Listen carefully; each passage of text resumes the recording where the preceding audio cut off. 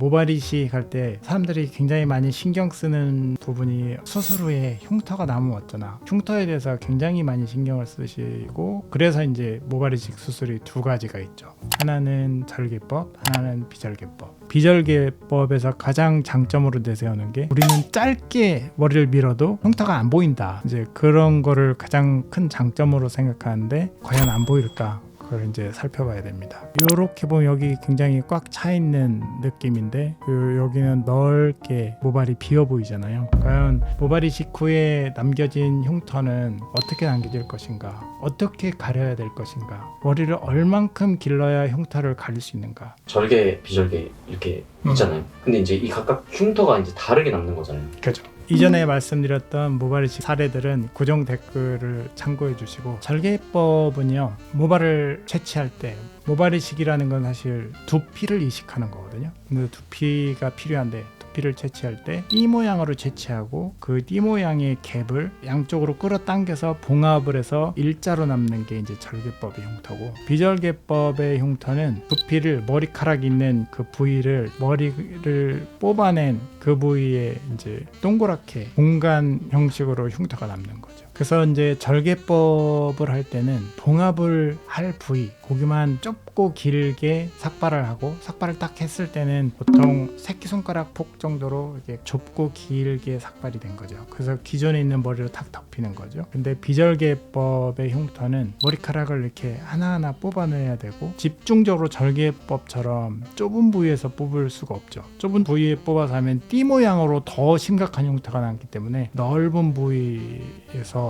골고루 뽑아야 돼요. 넓은 부위에 삭발을 하게 되고, 수술 후에는 삭발한 그 부위에 여러 가지 펀치 자국이 많이 남게 되는 거죠. 그래서 이제 사람들이 수술 후에 일상생활 할 때 얼만큼 지장을 받는가, 뭐 이런 거에 많이 걱정을 하시는데, 사실은 절개법은 봉합한 데에 기존의 머리가 이렇게 덮이기 때문에 오히려 눈에 잘 안 띄고, 비절개법은 좀 넓은 부위에 삭발을 했기 때문에 삭발한 부위가 눈에 띌 수밖에 없죠. 그런 차이는 있습니다. 이제 한번 사례를 보여드리겠습니다. 요 분은 절개법, 비절개법 같이 하신 분인데, 이분이 만약에 비절개법을 같이 안 했으면 위에 절개 봉합한 거가 있고, 밑에 삭발한 부분이 삭발을 안 했겠죠. 그 다음에 위에 있는 머리카락이 밑에 있는 삭발 안 한 머리카락하고 같이 어울려서 잘 가려졌을 겁니다. 그래서 이렇게 띠 모양의 봉합 형태가 남는 거고, 또 비절개법은 이렇게 삭발을 하고 펀치로 모발을 많이 채취했기 때문에 허옇고 넓은 부위로 펀치 자국이 남게 되죠. 절개든 비절개든 머리를 좀 어느 정도 이상 기르면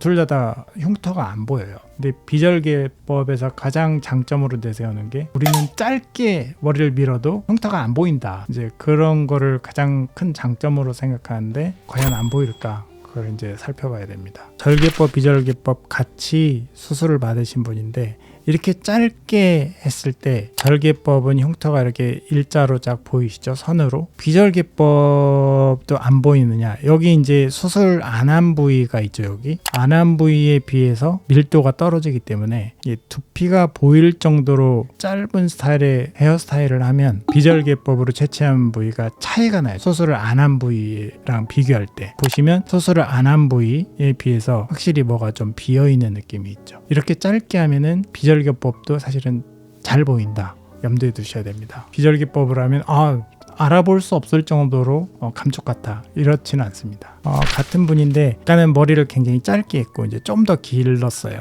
좀 더 길르니까 이 부위가 이제 절개법의 흉터거든요. 절개법의 흉터는 오히려 잘 안 보이는 것 같고, 비절개법의 흉터는 좀 비교해서 보셔야 되는 게, 수술받지 않은 정상적인 부분의 모발이랑 비교하셔야 됩니다. 이렇게 보면 여기 굉장히 꽉 차 있는 느낌인데, 여기는 넓게 모발이 비어 보이잖아요. 이 정도로 길러서는 오히려 절개법의 흉터보다는 좀 더 잘 보일 수 있어요. 비절개법이 이제 표시가 안 나려면 비절개로 한 그 모량이 이렇게 많지 않아야 됩니다. 예를 들어서 이제 3,000모, 3,500모 이 정도는 잘하면 표시가 안 날 수도 있어요. 좀 어느 정도 좀 짧아도. 그렇지만 그거보다 이제 모량이 좀 증가하면 표시가 나요. 좀 전에 보셨잖아요. 웬만큼 길게 해선 좀 표시가 나요. 좀 비어 보이는 거죠. 그 부분이. 반면에 그 절개법도 물론 흉터가 좀 벌어지게 좀 크게 남는 경우도 있지만 어느 정도 두피가 살짝 보일 듯 말 듯 할 정도만 돼도 잘 안 보여요. 절개법으로 생긴 흉터는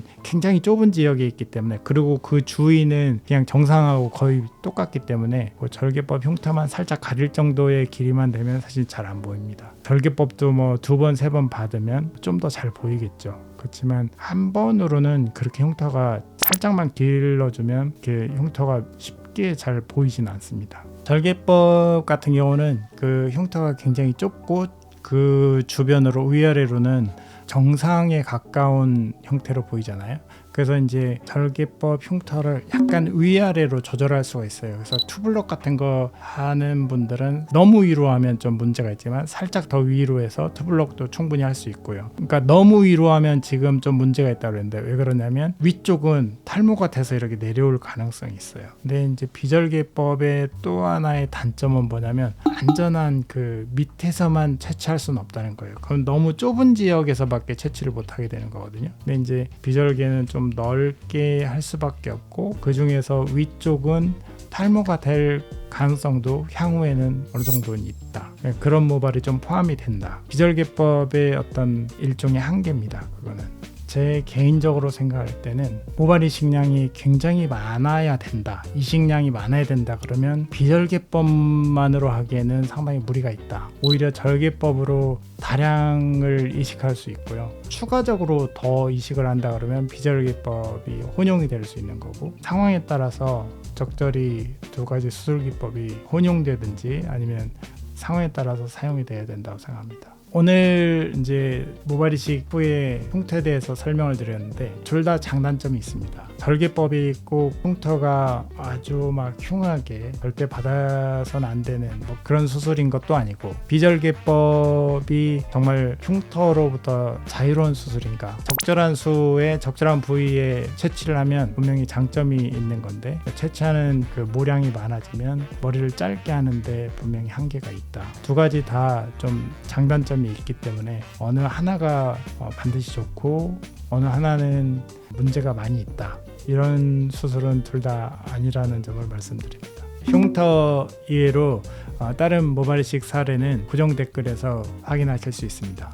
감사합니다. 글로엘 오엔 이신재 원장입니다.